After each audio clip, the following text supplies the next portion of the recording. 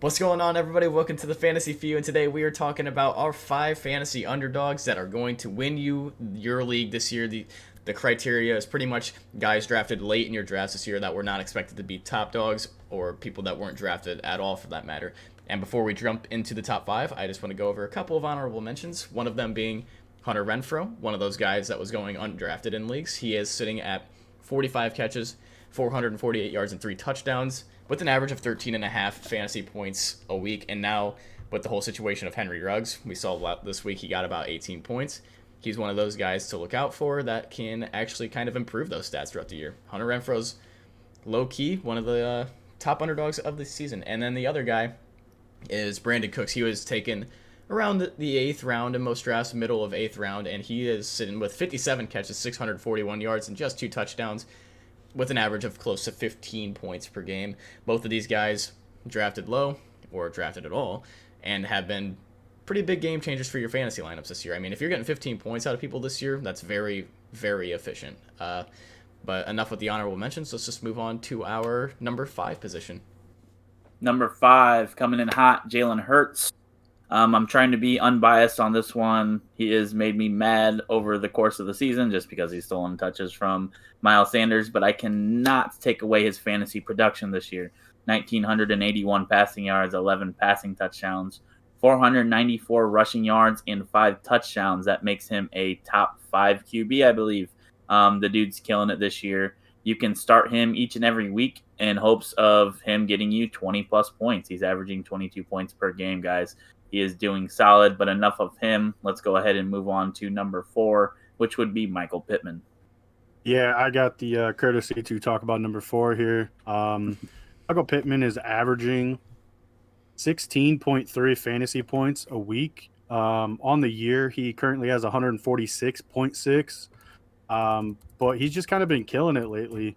I mean, for most of the season, actually, he's only had 2 games under 10 points, and that was week 1. And then again in week 6, his last 3 performances for fantasy against some pretty decent defenses. In San Francisco, he had 20 and a half. Tennessee, he kind of really had his coming out game. He had 10 catches for 86 yards and 2 touchdowns for a total of 30.6 fantasy points.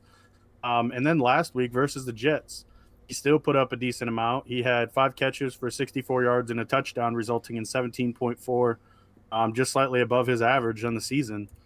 I'm not sure where I guess he ranks in terms of top 10, top 15, whatever receivers. But I feel like he's a guy that has kind of taken over that role of what T.Y. was supposed to be when he replaced Number 8, Reggie Wayne and all board. them. Okay, number 8. Like I said, when Reggie Wayne kind of passed the mantle over to T.Y., T.Y. he was very good receiver, but he always had a lot of injury concerns coming in with games, missing seasons, this and that. And I think they're finally getting that with Michael Pittman. And they're getting a revitalized Carson Wentz that is allowing that connection to actually happen. All right, yeah. And then moving on to the next receiver on our list, it's going to be the number 3 spot is Hollywood Brown, some guy who was drafted, over the 10th round in some leagues, not drafted in some leagues for that matter, some of the smaller leagues that you're in. But I think me and Mason nabbed him in the 13th round in one of our big drafts. Hollywood Brown has just been one of the best receivers in the NFL this year. He has 46 catches for 682 yards and 6 touchdowns, 150 total fantasy points, 18.8 average. I mean, Hollywood, along with that Lamar Jackson connection, they've definitely upped the ante this year with what they've been able to do. And I argue that a lot of people didn't think Marquise Brown was going to be that good this year. I don't really understand why that was the case. He's been pretty solid both his rookie year and sophomore year. Had a bit of a slump, but in his junior year, he definitely came out and he proved his mark on the NFL. He's looking like one of the best in the NFL. And if you take away Antonio Brown, who hasn't played for the last 3 weeks, he is a top 5 receiver in the NFL with average fantasy points. That guy's coming in his 3rd year, man. That's when receivers start to settle in. And if you go back to our podcast breaking it down for the upcoming drafts, we said Hollywood Brown could be a breakout wide receiver this year if Lamar got his passing game on track, and he did. Let's go ahead, move on to Cordarelle Patterson. The dude has become the focal point of Atlanta's offense. Okay, if you guys pay attention, I kind of said trade him away, but that was based off of his limited attempts, and he was producing crazy numbers. He's only had one fantasy week under 10 points this year, guys. The guy's killing it. He's got 278 rushing yards, 2 touchdowns, along with 38 receptions and 459 receiving yards. Again, the focal point of that Atlanta offense with Calvin Ridley being out. He's averaging 19.2 fantasy points a game. The guy, and he literally basically gets that every week. You can expect him to get over 15 points a week right now. He's killing it. We've got him in some leagues. We're loving him. We're eating it up. He will be on a lot of championship rosters, I believe. But let's go ahead and move to number 2. Number 1, you mean? Number 1. My bad. Bad at counting. Can't count from 5 to 1. Me. Oh, with number 1, we kind of have a guy that almost falls into the category of like, what have you done for me lately? And that's James Conner. What he's done for the Arizona Cardinals, and I wouldn't say in the absence of DeAndre Hopkins, because obviously he's still playing. He missed last week, him and Kyler. But that offense just hasn't seemed like it's clicked like it did last year. With James Conner, though, he's averaging 14.7 fantasy points a week. That's good for 11th overall in running backs position, so just outside the top 10. But on the season, I mean, he's killing it. Outside of week 2 and 1, every game that he's had or every game he's played in has been at least 10 fantasy points or more outside of week 6, which was against Cleveland. And we know that Cleveland's defense has just been kind of murderer's row for a lot of teams that play them. In the last 3 weeks against Houston, obviously that's not a very good defense. He had 64 rushing yards and a touchdown for 12 fantasy points. Against Green Bay, when they were still undefeated, kind of had that, I guess, met with Aaron Rodgers. His last game as a starter so far, he only had 5 carries for 22 yards, but he had 2 touchdowns to give him 14 fantasy points. And then I'd say yesterday was probably his breakout game since he took over as starting running back in 2018 for Pittsburgh. He had 21 carries for 96 yards, 2 touchdowns on top of 5 catches for another 77 yards and a touchdown. And I think one of those resulted in a 45-yard touchdown reception. He dropped 40.3 fantasy points last night. I think this is going to be something that kind of continues, and this offense is going to now have to, I guess, not fix itself, but transition a little bit.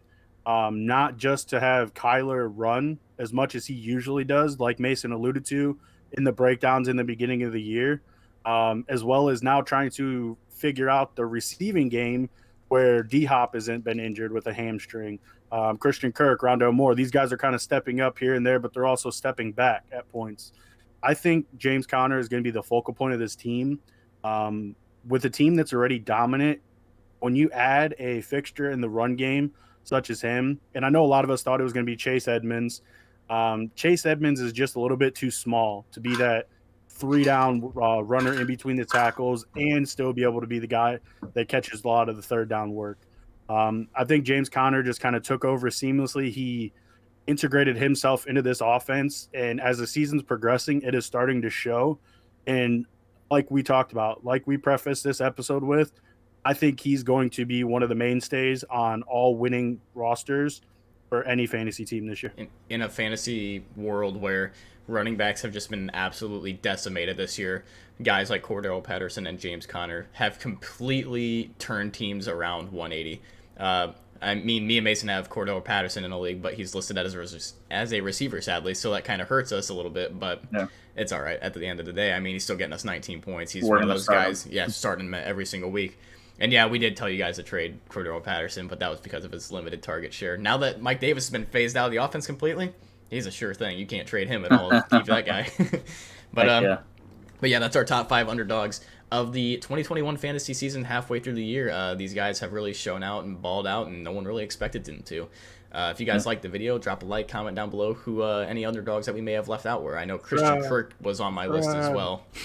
And you can hear Paul over here. He's hit the subscribe button to watch more of our videos. Go ahead and help us out a little bit. Watch them all, baby. Go watch all of them. Actually, don't just hit it. Smash that subscribe button. Smash that subscribe button. You can't smash the one on the screen, but the one below the screen, go ahead and smash that one. All right, I'm gonna give this over to Mason. Let him break us out of here. Fantasy Few out, baby. Let's go.